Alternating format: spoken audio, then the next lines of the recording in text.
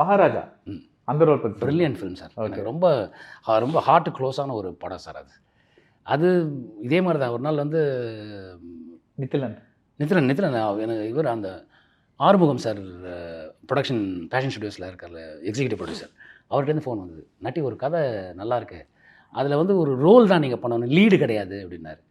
சரிங்க கதை சொல்கிறேன். இதுக்கு முன்னாடி எனக்கு எப்படின்னா நித்திலன் எனக்கு ரொம்ப பிடிச்சிச்சு. ஏன்னா குரங்கு பொம்மை படம் வந்து முடிச்ச உடனே ஒரு நாள் ஃபேண்டாஸ்டிக் ஃபிலிம். அந்த அந்த படம் ஷூட்டிங் ப்ராசஸில் இருக்கும்போது சாரி டு இன்டரப்ட், அந்த படம் அந்த பாரதிராஜா கேரக்டர் அந்த படத்தில் ஐயோ it kill me. Correct. So அந்த படத்தை அந்த படம் ப்ரொடக்ஷனில் இருக்கும்போது I happen to meet Kumaravel வந்து எனக்கு ரொம்ப க்ளோஸ் ஃப்ரெண்ட். அப்போ வந்து ஒரு நாள் நாங்கள் பேசிட்டு இருக்கும்போது அந்த கதையை சொன்னார் என்கிட்ட, இப்படி ஒரு படத்தில் நடிச்சிட்டு இருக்கேன் நட்டின்னு.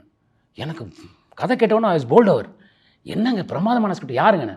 நித்திலன் சொல்லி நம்ம நண்பர் தானே. அப்போ ஃபோனில் பேசினேன் அவர்கிட்ட, அந்த படம் ஷூட்டிங்கில் இருக்கும்போது நான் ஃபோனில் பேசினேன். இந்த மாதிரி ரொம்ப நல்லா இருக்குங்க கதை, எப்படிங்கன்னா சார் கூடிய சீக்கிரம் படமாக ரெடி ஆகிடும் சார், நீங்கள் வந்து பார்க்கலாம் சார், டைம் கிடச்சா வந்து பாருங்கள் சார். பட் நான் அப்புறம் குமரவேலன் சேர்த்து தேட்டரில் படம் பார்த்தேன், அப்பவும் ஃபோனில் தான் பேசினேன். அப்புறம் நித்திலன் இதை கேட்டு எனக்கு தெரிஞ்சதுனால வந்துட்டு இந்த கதையை சொன்னார். கதை சொன்னாலும் அது வந்து ஒரு சாலிடாக ஒரு 6க்கு ஒரு பால் வருதோன்னா ஒரு பேட்ஸ்மேனுக்கு மனசுக்குள்ள அந்த 1.5 செகண்டுக்குள்ளே ஒரு குஷி வரும்ல சார், அப்படி இருந்தது எனக்கு அது. அந்த பார்த்து நான் உடனே பண்ணுறேன்னு சொல்லிட்டு இந்த ரோலை சொன்னார். வரதராஜன் நீங்கள் தான் பண்ணுறீங்கன்னா, டன் சார் இமீடியட்டாக பண்ணுறேன் அப்படின்னு சொல்லி அப்படி பண்ணது தான் அந்த படம். ஸோ உங்கள் கேரக்டர் இப்போ நீங்கள் இது பண்ணிங்கன்னா ரோல் எடுத்திங்கன்னா அது லீடாக இருக்கலாம், இந்த மாதிரி கேரக்டர் ஆக்டராக இருக்கலாம், எது வேணா இருக்கலாம். பட் அதுக்கு முக்கியத்துவம் இருக்கணும் சார். ஏன்னா நீங்கள் இதில் பார்த்தீங்கன்னா மகாராஜில் பார்த்தீங்கன்னா அங்கே தான் கிளாப்பே ஸ்டார்ட் ஆகும். ஆமாம், அவனை நீ போடுறியா இல்லை நான் போடுறவன ஒன்று உங்களுக்கு அங்கே கிளாப் ஸ்டார்ட் ஆக ஆரம்பிச்சிடும். அது படம் முடிகிற வரைக்கும் கிளாப் அடிச்சுக்கிட்டே இருப்பாங்க. ஸோ அது மாதிரி வந்து ஒரு ஒரு ஒரு இதாக ஸ்ட்ரென்த் இருந்ததுன்னா அதை பண்ணிடலாம் சார். ஓகே. ஸோ நீங்கள் வந்து இது ஃப்ரெண்ட்ஸுக்காக பண்ணுறேன் அந்த மாதிரிலாம் அதுவும் பண்ணியிருக்கேன் சார். அதுவும் ஃப்ரெண்ட்ஸுக்காக பண்ணி கொடுத்துருக்கேன் சார். இப்போ கூட இப்போ ஒரு படம் ஒன்று பண்ண போகிறேன், அது ஒரு நாள் தான் நடிச்சு கொடுக்க போகிறேன், அதுவும் ஃப்ரெண்ட்ஸுக்காக தான்.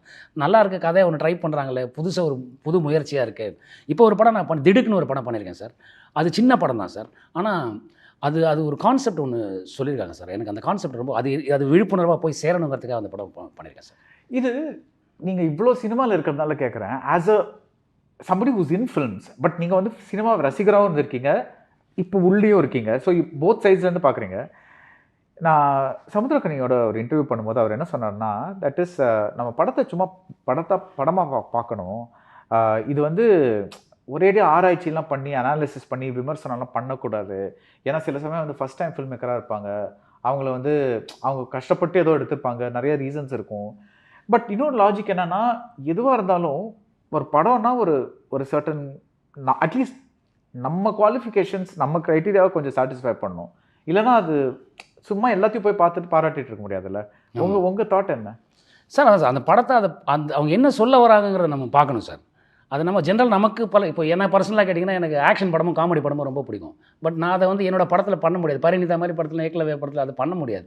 ஸோ அவங்க என்ன சொல்ல ட்ரை பண்ணுறாங்கிறத நம்ம பார்த்துட்டு அதில் நிறை குறைகளை நம்ம அவங்ககிட்ட பர்சனலாக பேசும்போது சொல்லலாம். அதை ஓப்பன் கமெண்ட் அடிக்கிறது வந்து எனக்கு அது பிடிக்காத விஷயம் சார். ஏன்னா அவங்க சென்டிமெண்ட் ஹர்ட் ஆகும், அது வேண்டாம்னு நினைக்கிறது. அவங்க ஏதோ ஒரு முயற்சி பண்ணுறாங்க, அந்த முயற்சியை வந்து நம்ம இருந்துட்டோம்னா நாளைக்கு அவரே ஒரு அதை விட பெட்டராக ஒரு பண்ணக்கூடிய வாய்ப்பு இருந்தாலும் இந்த இது வந்து அவர் சுருக்கிடும் சார். ஓப்பன் கமெண்ட் என்ன சொல்கிறீங்க? இந்த பப்ளிக் பிளாட்ஃபார்மில் வந்து அந்த படத்தை திட்டுறது இந்த மாதிரிலாம் அது நமக்கே தெரியும், அது நம்ம வாயால் நம்ம சொல்லக்கூடாது. இப்போ நீங்கள் ஒரு படம் பண்ணியிருக்கீங்க, அது எனக்கு பிடிச்சிருக்குன்னா நான் உங்ககிட்ட பர்சனலாக சொல்லலாம். அதே மாதிரி அதில் ஏதாவது எனக்கு குறைகள் இருந்தால் உங்கள்கிட்ட நான் பர்சனலாக சொல்லலாம். ஒரு ஓப்பன் பிளாட்ஃபார்மில் வந்துட்டு 10 பேர் 2 இல்லை அப்படி ஒரு படம் பார்த்தேன் அதெல்லாம் படமா அப்படிலாம் சொல்கிறது வந்து தவறான ஒரு விஷயம் சார். உங்களுக்கு கிடைச்ச மிகப்பெரிய பாராட்டு என்ன, மிகப்பெரிய கிரிட்டிசிசம் என்ன? மிகப்பெரிய பாராட்டுன்னா அது முன்னாடியே சொல்லியிருக்கேன், பட் இருந்தாலும் இப்போவும் சொல்கிறேன். நீரஜ் பாண்டே இருக்கார்ல, நான் அவர்கிட்ட அவர் டெலிவிஷனுக்கு பண்ணும்போதெல்லாம் நான் அவரோட ஒர்க் பண்ணியிருக்கேன். சதுரங்க வேட்டை பார்த்துட்டு எனக்கு ஃபோன் பண்ண, அப்படி நட்டி நீ இதனால் வரைக்கும் கேமராமேன் போய் சொல்லிட்டுருக்க, நீ நடிகண்டா அப்படின்னு. அது ஒரு பெரிய பாராட்டு. மிகப்பெரிய கமெண்ட் வந்து இது ஒரு விமர்சனம் வந்து ஒரு படம் ஷூட்டிங் போயிருக்கேன்.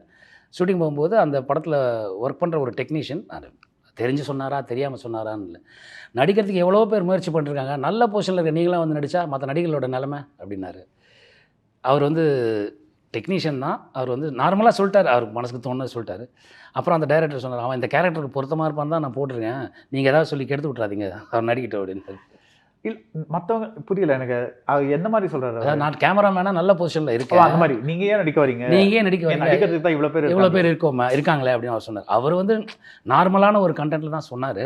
பட் நானே வந்து 20 நாள் தான் கேட்டேன், 20 நாள் அங்கேயும் தேடி பிடிச்சி கொடுத்தேன். டேய் ஏதாவது சொல்லி போயிட போகிறப்பா அப்படின்னு அந்த டைரக்டர் சொன்னார். ஸோ அது ஒரு அது அவருக்கு தோணுனதை சொன்னார். அது ஒன்றும் தவறு இல்லையே. நீங்க வந்து கண்டினியூஸாக ஒரு ஆஃப்டர் ஸ்கூல் ஒர்க் பண்ணிட்டு இருக்கீங்கல்ல, உங்களுக்கு அந்த ஒர்க் லைஃப் பேலன்ஸ் இருந்திருக்கா? இது தவிர வேறு என்ன சார் பண்ண போகிறோம்? என்ன ஒரு நடுவில் மிஸ் பண்ணது கிரிக்கெட்டை விட்டோமேன்ற ஒரு ஒரு இது miss பயங்கர கிரிக்கெட்டர் நீங்க. நான் நல்லா கிரிக்கெட் ஆடுவேன். ஓகே. ஸோ அதை விட்டுட்டானே அப்படிங்கிற ஒரு இப்போ கூட சிக்ஸர் ஒரு எக்ஸாம்பிள் கொடுத்தீங்க. So, அதுதான் அது எதாக இருந்தாலும் அந்த ரெஃபரன்ஸ் போயிடும் சார்.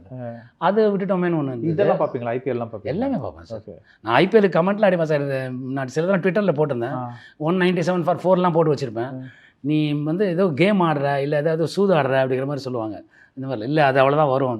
13th ஓவருக்கு அப்புறம் தெரிஞ்சிடும்ல சார், மிச்சம் 7 ஓவர் தானே பேலன்ஸ் இருக்குது. அதில் ரேஷியோ கால்குலேட் பண்ணால் அது இவ்வளோ தான், 20th ஓவரில் இவ்வளோ தான் வரும். நம்ம எக்ஸ்பீரியன்ஸை வச்சு நம்ம சொல்லிடுவோம்.